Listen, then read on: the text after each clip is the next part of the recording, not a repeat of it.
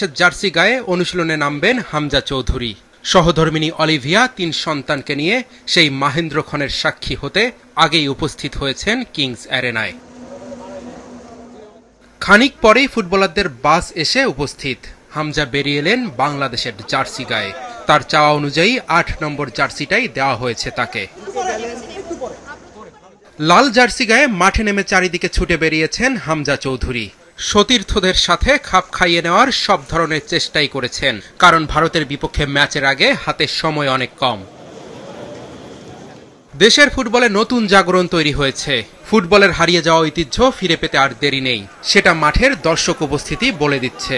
হামজার অনুশীলন দেখতে সাধারণ মানুষের ভিড়। তবে ফাহমিদুলকে মিস করেছেন সাধারণ ভক্তরা। বাফুফে সভাপতি জানিয়েছেন সামনে আরও ম্যাচ আছে, ফাহমিদুল ফিরবে। এবারের জন্য আমাদের একজন প্লেয়ার ফাহমিদুল চান্স পায়নি, বাট ও একটা প্রমিসিং প্লেয়ার। ও ডেফিনেটলি তার এইজও আছে দলকে দেওয়ার মতো। আর আমাদের অনেকগুলি খেলা আছে এই বছরে, ইনক্লুডিং সাফ। সো অতগুলি ম্যাচ যদি আমরা চিন্তা করি, আমাদের কিন্তু মোটামুটি অল 30 জন স্কোয়াডকেই লাগবে কম বেশি, ইনজুরি প্লাস অন্য স্কেজুল মিলিয়ে। সো এখানে কোনো ধরনের আমি বলতে পারি যে নিয়মের ব্যত্যয় ঘটে নাই।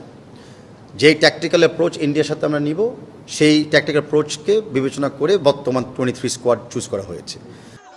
প্রায় 2 ঘন্টা অনুশীলন করে হামজারা যখন ফিরে যাচ্ছিল, তখনও স্টেডিয়ামের বাইরে মানুষের ভিড়।